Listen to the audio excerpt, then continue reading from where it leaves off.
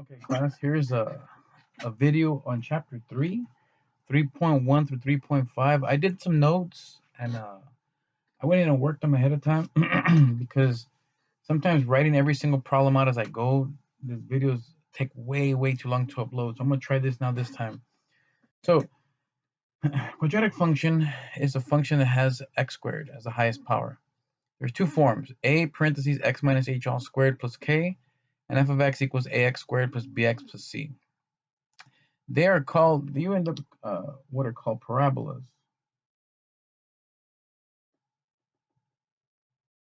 The idea essentially is it's like a happy face or a sad face, kind of like a little U looking thing. If it's upward, the vertex is the lowest point. If it's downward, the vertex is the highest point. So these are called parabolas. If the a value in front is positive, as this says, then it's up. So if it's positive, it makes sense that it's happy. If it's negative, it makes sense that it's sad. So what I'm gonna do is I'm gonna walk you through both types, both formulas here. I'm gonna do some examples of the first one on this page, and then I did some examples of the other one on the next page. So if you have the function a parentheses x minus h squared plus k, the vertex is at the point hk. If you want to get these formulas and jot them down like on a sheet somewhere, so you can use these formulas later on homework, on quizzes or tests as chapter 2 or later on the final. So let's take negative 2 parentheses x minus 1 squared plus 8. A is negative 2, which means this thing's going to open down. The vertex is the opposite sign here. So it's minus 1, so you take a positive 1, like the circles. And your k value is 8. So the vertex says go to the point 1, 8 and draw this thing going down. Normally in my classes, I usually stop here, and I'm super happy that you graphed this.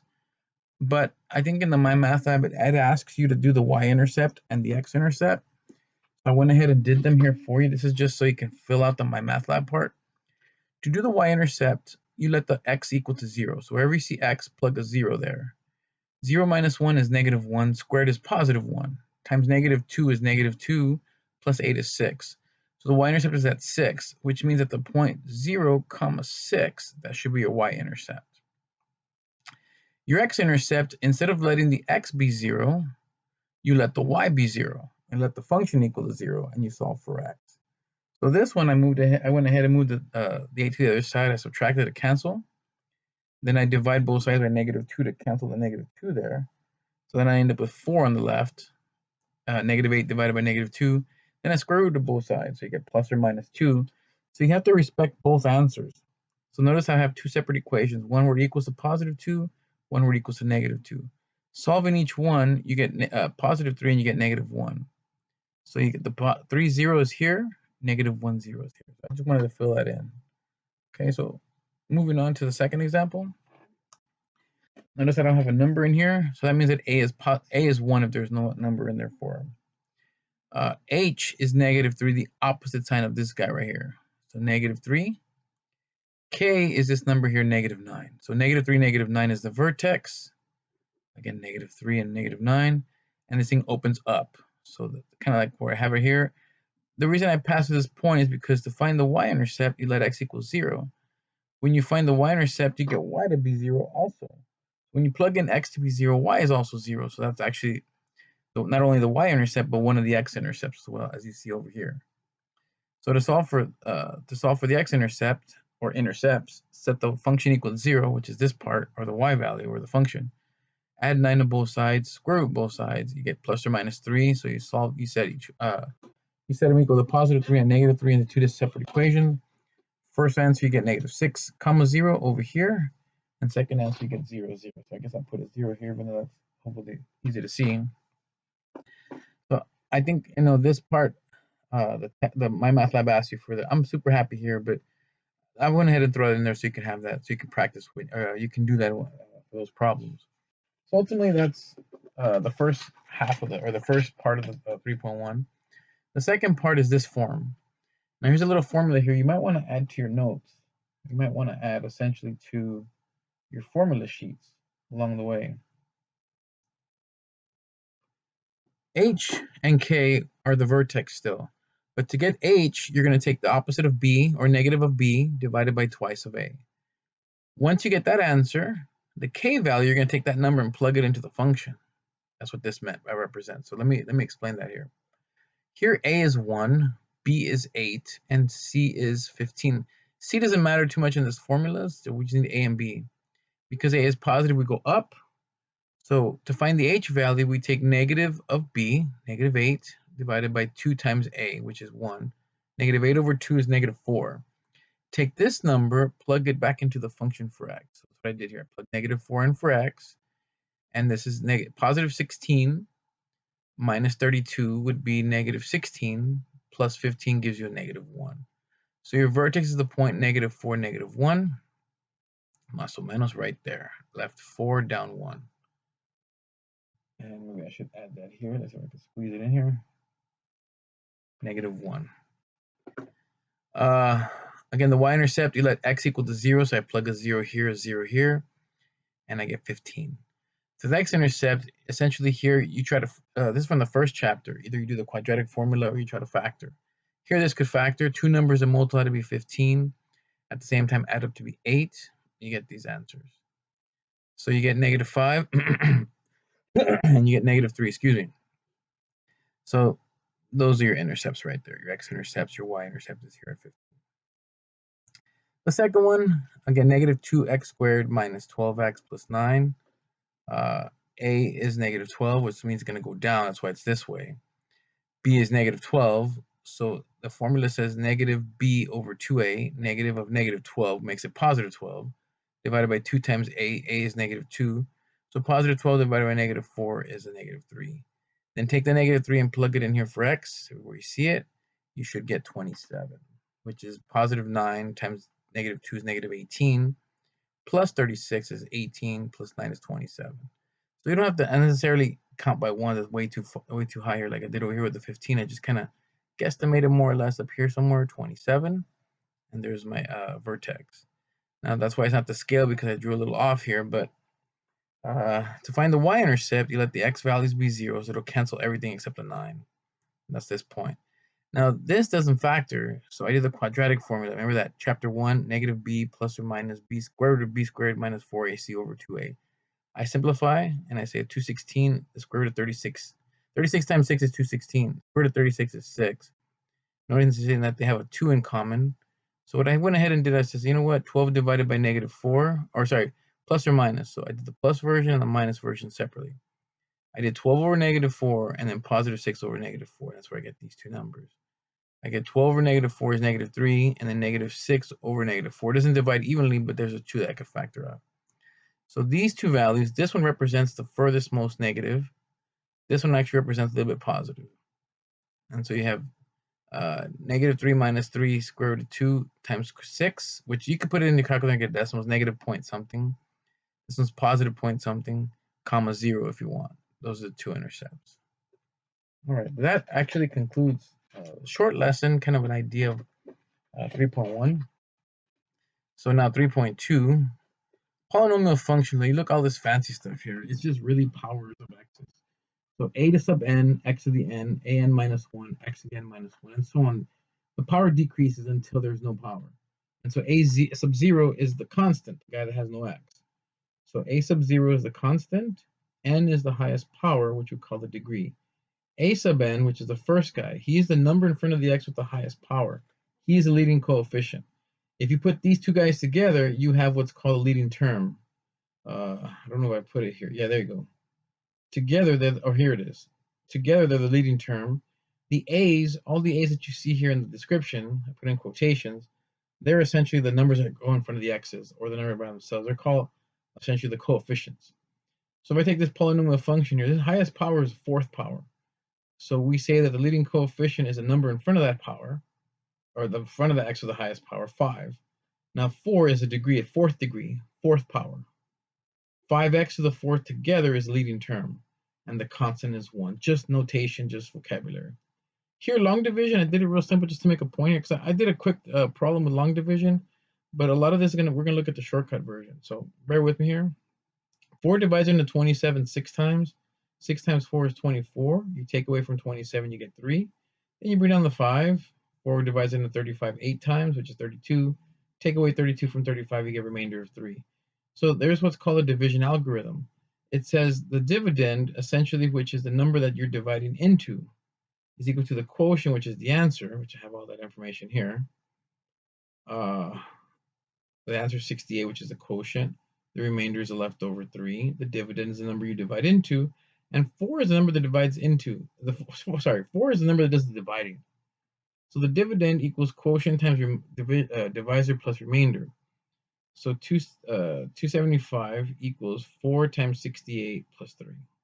And that's one way to write it. Or you can divide this out. You say, look, my division problem is really 275 divided by 4. Dividend over divisor equals the answer, which is the quotient, over essentially plus the remainder over the divisor, which is what's left over out of what you're dividing by. And so I'm going to stick with the second form, this one, to do my problems. That's what I'm setting up here. So I'm going to give you the division problem.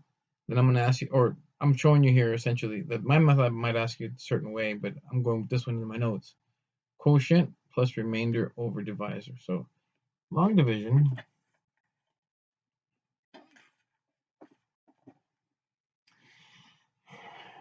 we can x to the fourth minus 2x to the third plus 3x squared plus 5x minus 1 divided by x squared plus x minus 3. What you're doing essentially is you're trying to figure out x squared times what is x to the fourth. So I multiply x squared times x with another 2 because x squared times x squared becomes x to the fourth. And then you distribute the x squared. So x squared times x squared is x to the fourth. X squared times x to the third. And x squared times negative 3x is negative 3x squared. So notice that this should be x squared plus x cubed minus 3x squared. But because you're doing dividing, you're subtracting each step along the way. So that's why I put here switch the signs. So this one will be negative. Negative, positive. See how this is positive, positive, negative becomes negative, negative, positive. And so when you add vertically, this will cancel. This becomes negative 3x cubed, 6x squared.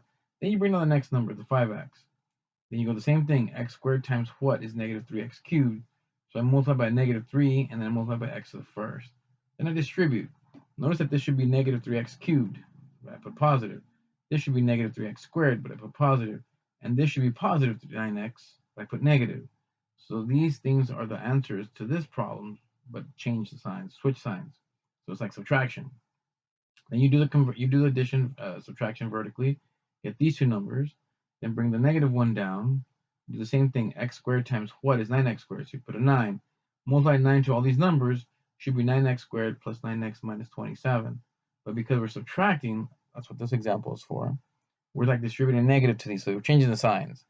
And then what's left here, when you're done, when there's nothing else to bring down, this is called long division. This is the leftover. So the division problem that I did here was a dividend over the divisor, which is this. My answer is the quotient plus what's left over divided by what I do by divisor, divided by what I divided by here. Or I can say, look, the big guy is equal to the product of these two things plus this thing. There's two ways of describing it. I like to go with the first way, but I put both just in case. And again, we're looking at a shorter version in a moment, which is called synthetic division. It's going to save us a lot of time. Okay. So in 3.2, continued, essentially here, I'm taking the numbers and dividing. But now instead of showing you how synthetic division works in detail, I thought it'd be easier to do this. These numbers that I'm dividing here, the dividend, for look at the coefficients, 4, -3, +1, and -1. Those are the numbers that I put here, where the constant term's always off to the right here. And I think my math lab shows you a little bit different structure, but it's basically the same thing, just a little bit different picture. So what you do is you bring the first number down, and whatever's down here, whatever you're dividing by, whatever makes the x value, whatever x value you have that will make the divisor 0. So notice that if I plug in a +2, this becomes 0. So typically it's the opposite sign of this thing. So that's why I chose +2. So whatever number is down here, I multiply to the number in the box. So 4 times 2 or 2 times 4 is 8.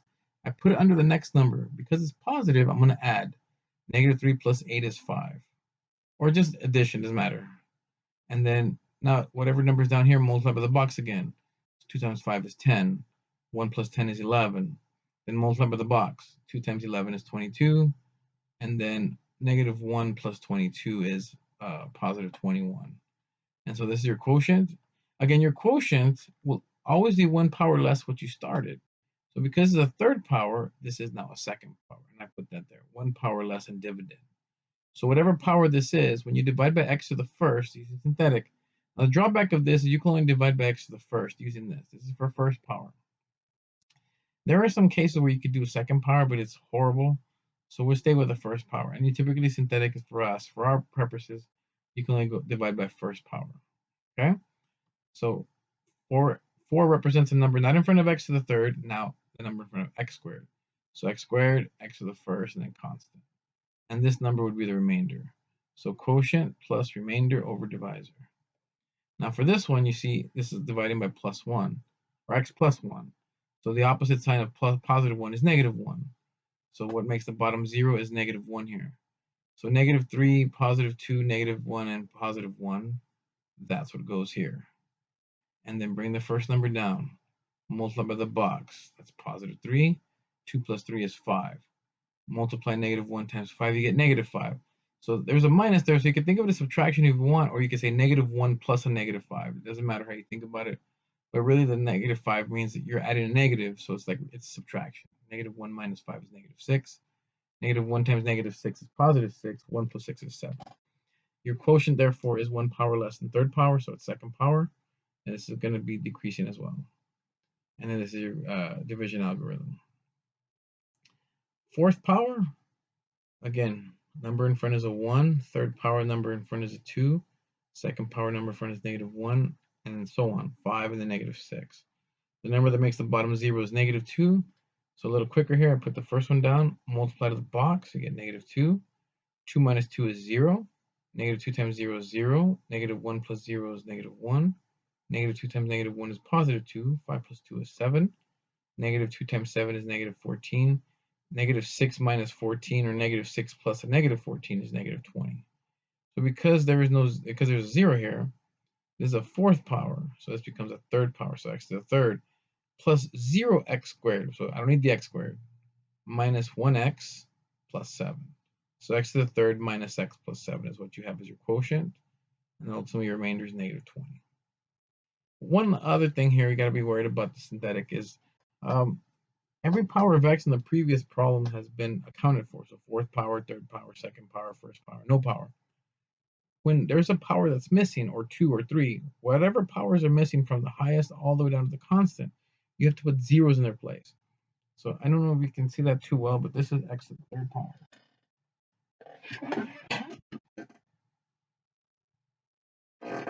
This is x to the third power. So the number for x to the third is a 1. But now notice that there's no x to the second, x to the first. So x to the second, x to the first. You have to put zeros in there. You must account for all the powers of x from degree all the way down to the constant. From degree. Degree is the highest power. So from the third power all the way down. So 1, again, what the opposite sign of negative 1, 1. 1 times 1, 0 plus 1. 1 times 1, 0 plus 1. 1 times 1, negative 1 plus 1, 0. So notice the remainder is 0, so there's no plus remainder here because the remainder is 0. So this divides evenly. Because it divides it evenly, we call this thing a factor. Actually, this guy as well. Let's see, x minus 1, I'm sorry, not this one. Well, both of them really, but this one. We call x minus 1 a factor because it divides it evenly with no remainder. So not only is the bottom a factor, the guy in here is actually called a 0 of the function. The number that I plugged into synthetic, it gives me a 0. So there's a connection between the 0 and the factor. So the number that I'm dividing by and the number I put in synthetic division, you see how they're very closely related. So whatever is the number in the box, this is going to be x, like if this is negative 2, this is x plus 2. This positive 1 is x minus 1. That's important later on. That's a factor theorem. X plus 1 means I put negative 1. If negative 1 was in the box, then x plus 1 is here. So they go hand in hand pretty much. Okay. Now the remainder theorem is what I kind of talked a little bit about a little while right before I turned the page. Again, this is 3.3 here. I'm going to continue on to 3.2, just introducing to synthetic division.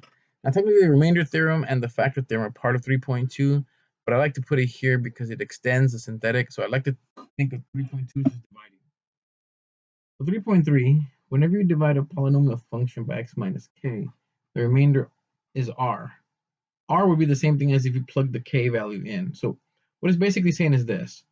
If I'm looking, for instance, for f of 2, if I put the number 2, the same number that's in this parentheses, into the box, if I put that number in the box, whatever I get as a remainder would be the same thing as if I plug that number in for x and got an answer. That's what this thing says. Okay, that's what this fancy thing says. If the answer is 0 or the remainder is 0, then the number I put into synthetic is called a 0 of the original function. It makes it 0, the remainder. So notice here I plug in a 2 into synthetic and I run the synthetic division through, and I get 21 as a remainder. Notice the second part, I plugged in a positive 2 in for x. In here, I get 21 as well. So these two are going to be the same all the time. That's what this says. And if they're not the same, something is wrong. So in the second one, if I ask you, or my math lab asks you to find the f of negative 1 using the remainder theorem, this is what it's asking. Or synthetic division, this is what it's asking. So fifth power, third power, first power. Notice fifth power has a 2 in front. Fourth power, there's 0. There's nothing. Third power is a negative 3. Second power, there's 0. First power is 1. And then the constant is also negative 1. So these are your numbers. This is f of negative 1, which means that exactly negative 1 goes. The only thing I put the opposite sign is when you're doing division. This is asking you to find the function when the number is plugged in for x. So negative 1 essentially goes in here. And so when you run the synthetic, again, the first one down, multiply by the box, subtract, multiply by the box, and you continue the process, you also get negative 1 as an answer. So f of negative 1 would be negative 1. Now you could verify if you plug in negative 1 here, here, and here, that answer should match that answer. And then number 3, I do the same thing here. Give you a function, x to the 4th minus 7x to the 3rd minus 18x squared minus 22x plus 12. Find f of 3.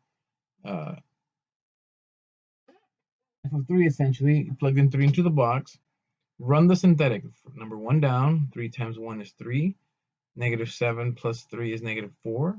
Negative 3 times 3 times negative 4 is negative 12. 18 minus 12 is 6. 3 times 6 is 18. Negative 22 plus 18 is negative 4.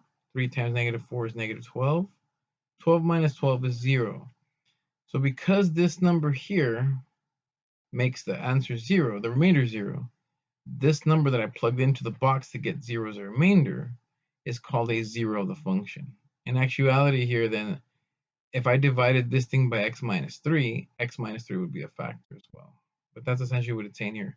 This number, when you plug it into synthetic, if the remainder is 0, that number is called a 0 of the function. And if it's a real number, we actually call those x-intercepts. Normally they would ask you to find the x-intercepts of a graph by doing this guy to get 0 here, and that takes an absurd amount of a lot of time. So I'm not going to kind of skip away from them, the intercepts. I'm going to make it a little easier when we get to the graph in a little while. Factor theorem. X is a 0 of the function if only if x equals k is a factor. So, sorry, that's not x equals k. I'm sorry, that should read if only if. Let me change that. Only if x minus k is a factor. So it has to do with synthetic division. It has to do with what you plug into the box. So notice that if you're in chapter 1, if the function is 0, chapter 1 we did factor, negative 4. What two numbers multiplied to be negative? 8. Sorry, this is not right here. This should be, geez, that is too fast here. Let's say a 2 here. Let's change this to a 2 to make it work. Sorry for that. So let's say x squared minus 2x minus 8. These two numbers have to multiply to be negative 8 and at the same time add up to a negative 2. So negative 4 and a negative 2 negative 4 positive 2 multiplied to be negative 8. Negative 4 plus 2 is negative 2. So this is a factor. X minus 4, x plus 2, you set them each equal to 0. If you add 4 to both sides here, you get 4. Subtract 2 from both sides, you get negative 2. These two things are actually called zeros of the function. In chapter 1, they were just called the answers. So if 4 is a 0, notice that the parentheses it came from x minus 4. Notice x equals negative 2, it came from the parentheses x plus 2. So the factor theorem says if this number is an answer, then x with the opposite sign is the factor that goes with them. If x equals 4 is an answer, a 0, the factor that goes with x minus 4. So you have x equals 4, x equals negative 1, the factor that goes with them is negative 4, x minus 4, x plus 1. If you have parentheses x minus 3, x plus 5, opposite sign will be x equals 3, opposite sign will be x equals negative 5. So like what you plug into synthetic. And if 3x minus 1 equals 0, you can, 3x minus 1 is a factor, you set it equal to 0, you get positive 1 over 3. And that's how the factor theorem goes. Nothing to solve here, just how to go from one answer to the next. Okay. Now the biggie for section 4 or section 3 is what's called the rational zero theorem. So you have this polynomial function again. It says every possible rational zero f of x is of the form plus or minus p over q, where p is a factor of a naught and q is a factor of an. First, you're like, what the hell does that mean? So let me explain here. The p is the constant term. The q is leading coefficient. So all these numbers here, this is number 2, this is number 3. You're going to look for all the numbers that divide into positive 2. Well, the only numbers that divide into 2 that are positive are 1 and 2, integer-wise. And the only numbers that divide into 3 are 1 and 3. So this list is a list of all the fractions where the top is p and the bottom is q. So it's all of these on top of 1, all these on top of 3. So 1 over 1, 2 over 1, the combinations. And then 1 over 3 and 2 over 3. Those are all the combinations. 1 over 1 and 2 over 1 is 1 and 2 respectively. These two don't simplify. So this is the list. And plus or minus because the rule says plus or minus. The theorem says plus or minus. Nothing to solve for, it's just how to get the answer, how to get the numbers. So this is going to be p in the second problem, and this is going to be q. So p is the constant, q is leading coefficient. Now all the numbers that divide into 8 are 1, 2, 4, and 8. The numbers that divide into 4 are 1, 2, and 4. So the way I do this, and I hope this doesn't mess you up, but I take all the numbers that are top, all the p's, and I go individually over each q.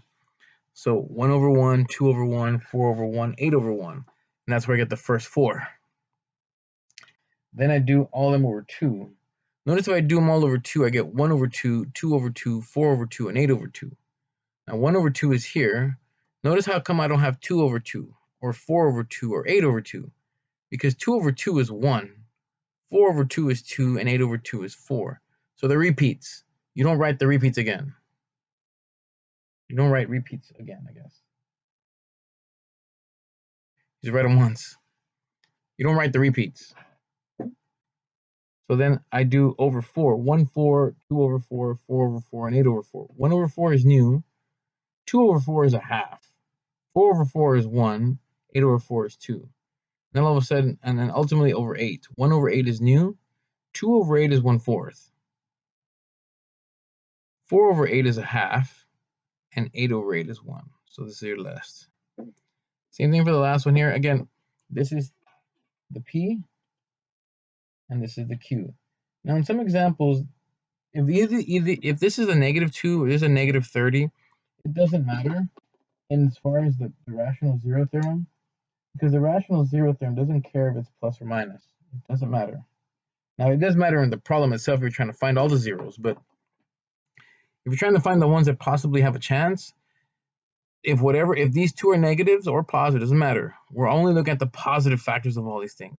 So 30, all the numbers are divided into 30, 1, 2, 3, 5, 6, 10, 15, and 30. And try to do it if you can chronological or in order, ascending order.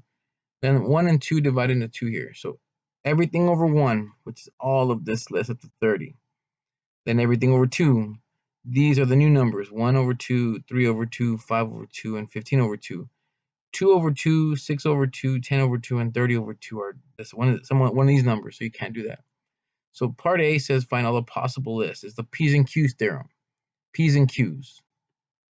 Okay? part B says out of that, it wants you to find the ones that actually work. So every single power that we're going to deal with, so far as third powers and fourth powers, the highest power tells you how many zeros you can possibly have or can actually have. So in part B, I'm looking for 3 answers because it's a third degree polynomial. So what the problem is here is you're going to take these numbers and put them into synthetic division. Now the problem here is that you have to try numbers here that work. Like maybe 1 doesn't work or -1 doesn't work. You have to keep trying until a number works. That might mess up your eraser here or mess up your paper, but just let you know. I went ahead and did all the work ahead of time and I chose -3 here. 2 also worked, but I went -3. I ran a synthetic, multiply by -3, subtract, multiply by -3, add, multiply by -3, and subtract. Notice that this is 0. So this number that I plugged in here is a 0 of the function, which if you're keeping track, the parentheses of x plus 3 is also a factor. So what's left, I factored. 2x times x is 2x squared. -5 times -2 is positive 10. When you FOIL the inside, the outer, and the inner, you get -4x and you get a -5x, which adds up to -9x. If you were to set each of them equal to 0, add 5 to both sides here, you get +5, and divide both sides by 2, you get 5/2. If you were to add 2 to both sides, you get x equals 2. So your 3 zeros are these guys, the 3 numbers that work. Now the parentheses that went with them, those are called factors. But this problem asks essentially just for zeros. But you can get factors if it asks in my math. And now, one more example here. Kind of the same thing here. Your P and your Q and your P. Your P is 3. So the factors of 3 are 1 and 3. The Q's is 6. 1, 2, 3, and 6. So 1 over 1, 3 over 1. 1 over 2, 3 over 2. 1 over 3, 3 over 3. But 3 over 3 is new. It's not new, sorry, 1. And 1 over 6 and 3 over 6. 1 over 6 is good. 3 over 6 is a half. So you discard the extra ones. So you try these numbers, and it's not going to work on the first try most of the time. So you pick numbers. I happen to choose -3 here, and it worked. So I got 6x squared minus 5x plus 1. Set the leftover equal to 0. Factor, in this case, if factoring bothers you, you have the formula. You have that quadratic formula. X equals -b plus or minus the square root of b squared minus 4ac over 2a. And then once you set them each equal to 0, you have these zeros. So 3 zeros, highest power is 3. If the highest power is 4, it would seek another answer, and so on. Now into 3.4 here. A little bit different than I'm just kind of talking to myself here, but I want you to see a generic graph, a generic picture of how a polynomial function might look. You have a lot of curvature, and you have points where this thing hits the x-axis. Typically, when the number or the graph goes through the x-axis, we say it crosses. When it ricochets off, we say it bounces. So crossing, bouncing, crossing. Now the tails, these two things, it's going to tail off either up and to the right or down to the right. It's going to tail off up to the left or down to the left. Those are your choices. So you have two things that go here, tails and what are called x-intercepts and their behavior. So that's what this thing says, behavior at the tails and x-intercepts. So that's what I'm going to show you here in the next couple of pages. Or the next page or two here. The next page or two here, yeah. So I'm asking you here to graph the following using the behavior at the x-intercepts and the tail in behaviors. So to make things a little easier here, I'm going to give it example 2. Instead of written out in terms of powers of x's, I'm giving it to you in parentheses. You'll understand why it's easier to do like this in a minute. And in my math lab, I assign these kind of problems. A little easier to deal with. So for the tails, add the powers up. First power, second power, fourth power, and third power. Add them all up. You get the 10th power. The number in front of the first x is a 4.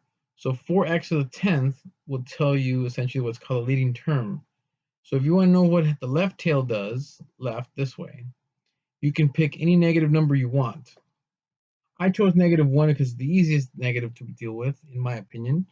So you plug in a -1 10 times, that's a positive 1 times 4 is positive 4, which means the left tail is going to rise. So that's why I drew the graph rising, going upward. To find the right tail, you're going to, instead of plugging a -1, you try a positive 1. So you plug a positive 1, you get a positive 4. The numbers are not important. It just means if it's positive, it goes up. If it's negative, it comes down. So both of them are positive, that's why the tails go up. Now the x-intercepts are pretty nice. You set all of this equal to 0 here. But because everything's already factored, all you got to do is set each part equal to 0 and each side inside of the parentheses. So 4x equal to 0, x minus 1 equals 0, x plus 1 equals 0, and x minus 5 equals 0. When this whole thing is equal to 0, it doesn't matter how many of those parentheses you have. It's whatever makes the inside 0 is what we're looking for. So that's why I set each of them equal to 0 and I solved. It turns out that if the power that the answer comes from is an odd number, it will essentially cross. If the power that it comes from is an even power, it will bounce. The idea is x squared, because remember x squared, let's see, x squared is your parabola. It does bouncing. Now your cubic, let's see if I can mess up my fingers like they're doing this, but it kind of does, I don't know how you, let's see. It kind of does like, I mean, it's probably easier like this. That's kind of your cubic. At this point, notice it goes right through the x-axis. That's your cubic. Now your parabola bounces. Your cubic goes right on through. So odd crosses, not odd answer, odd power. Odd power crosses, even power bounces. So that's the example here. We always start from the left. So the left tail we said is going to be positive. So I put the dots representing all the intercepts.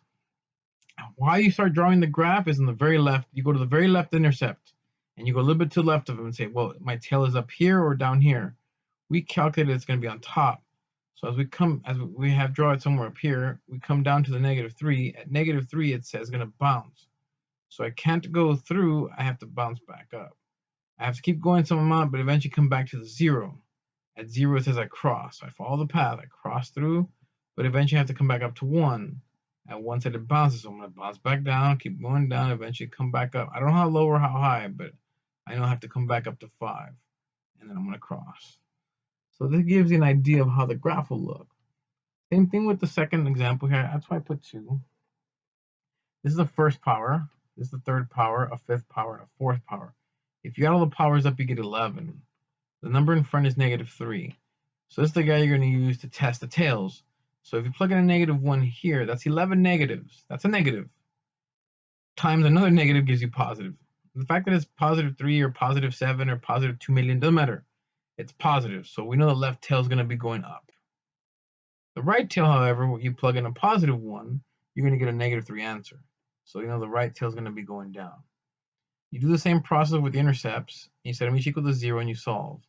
You notice that if it comes from an odd power, it'll cross. Odd power, it'll cross. Even power, it bounces. So you come from the top, you put your intercepts -2, 0, 3, -4. Sorry, -2, 0, 3, and 4.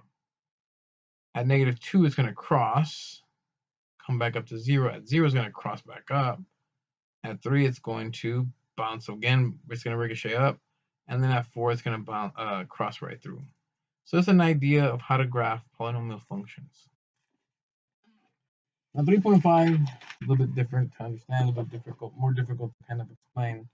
So let me see if I can kind of get in there pretty good. And again, hopefully you can see this well. If you can't, I'm going to let you have copies of it anyway, so you can go back and look at the notes through the video. So a fraction, a rational function essentially is a fraction. P of x over q of x is on top of x's, typically something to do with x's, as you can see down here, something to do with x's. Now, assuming they have nothing in common, so you can't cancel, you might have a circle, you might have a hole in the function, but I don't want to get into none of that stuff. Let's suppose m is the degree of the top, n is the degree of the bottom. To find a vertical asymptote, now vertical asymptote is a dotted line going up and down, where the graph doesn't touch. It's forbidden. It's what makes the bottom 0. Now, because the bottom can never be 0 when you divide by, when you have a fraction, you can never divide by 0. A vertical asymptote is a forbidden area, so it's going up and down, blocks it. Horizontal is one of two cases. If the top is less than the bottom in power-wise, the highest power, or the powers are equal, you're going to have a horizontal asymptote. If the power on top is less than the bottom, it's going to be at 0, the horizontal. If it's equal, they're going to divide the numbers in front of the x with the highest powers. And I'll show you that in a minute. Oblique, this guy slants. Again, horizontal is left and right, vertical up and down. Oblique is a slant asymptote. It goes diagonally. If the top power is bigger than the bottom, you have an oblique, and you divide the whole thing using synthetic. I'll show you an example or two of that right down here. Let's see if I can get this to fit here. Okay.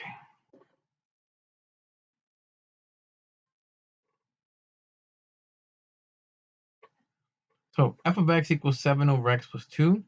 The highest power on top is 0. The highest power on the bottom is 1. So this is the first case. This is a case. Case A. You have a horizontal at y equals 0, which is the x-axis, actually. Your vertical, you set the bottom equal to 0. So x plus 2 equals to 0. You get x equals negative 2. So just as a heads up, just kind of really quick here. Now this is really small.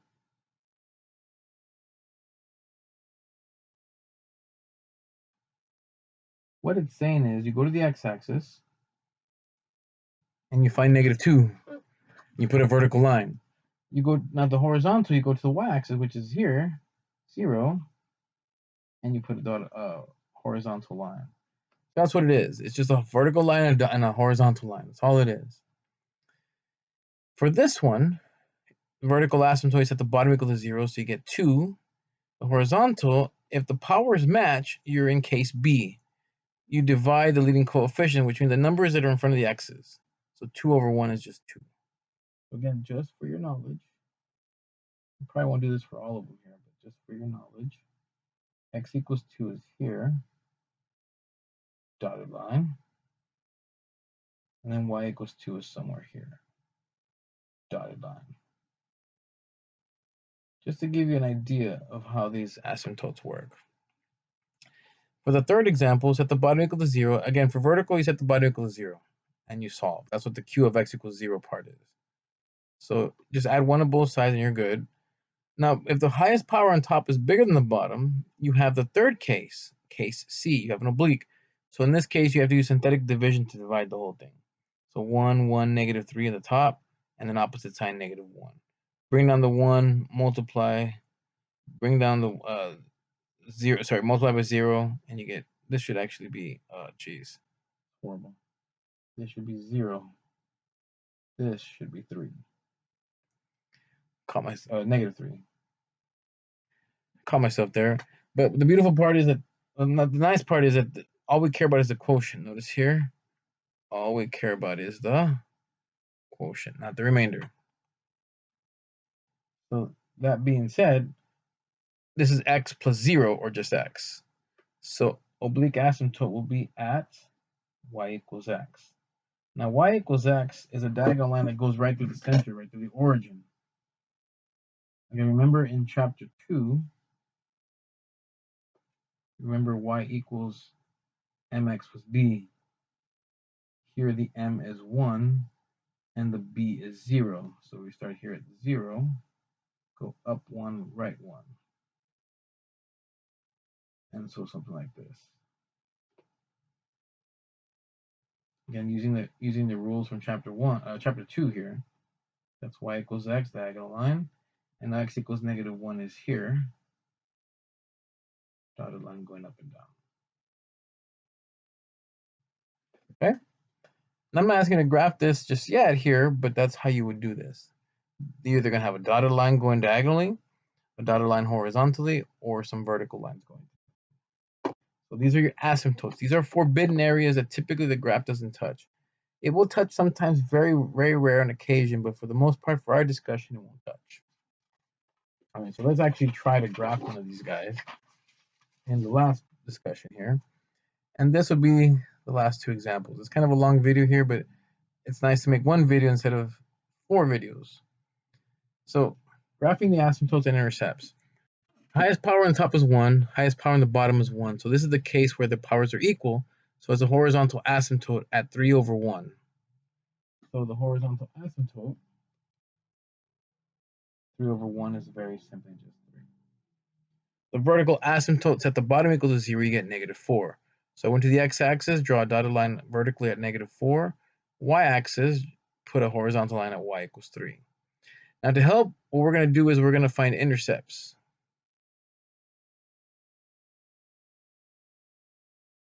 Finding x and y intercepts.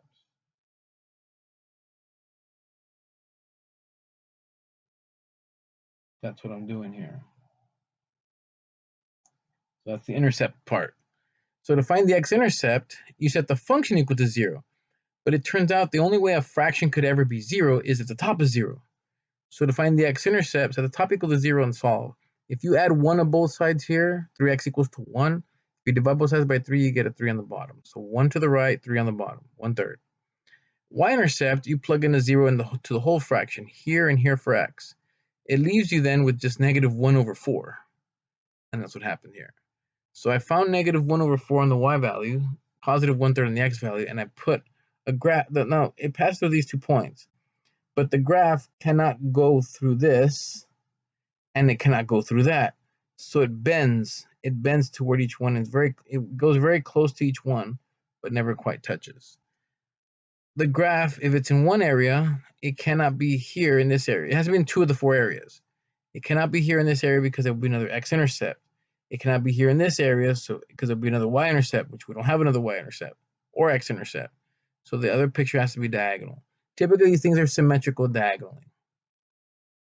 And now the second example here, highest power on top is a 2, highest power on the bottom is a 1. So this is case 3, case C. I have to do synthetic division and run it through. So I put positive 3 in the box, I put 1, -5, -6 here, and I get the quotient that has a 1 and -2, which means x to the first and then constant. So x minus 2 is my oblique. So this means y equals x minus 2. And I'm sorry because I put the axes wrong at the beginning. Sorry for that mess here. But down here at -2 for this one, again, remember y equals mx plus b.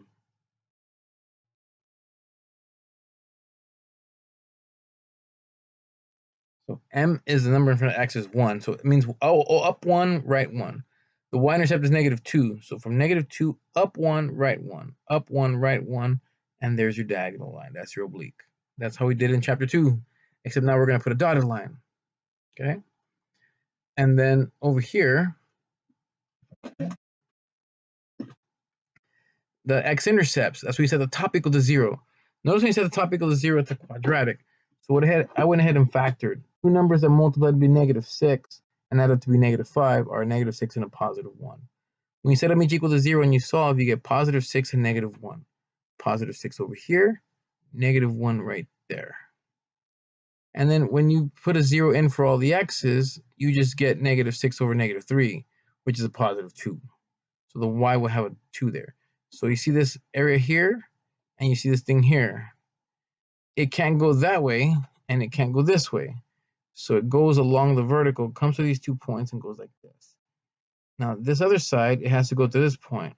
So it comes close to this one, but doesn't quite touch it.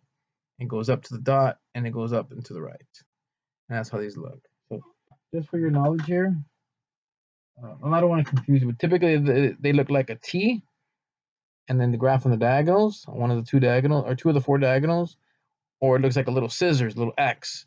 The graph will be outside the X or inside the X, typically. And so that concludes chapter 3. I hope this will help you. Good luck with all your work and quizzes leading up to test number 3.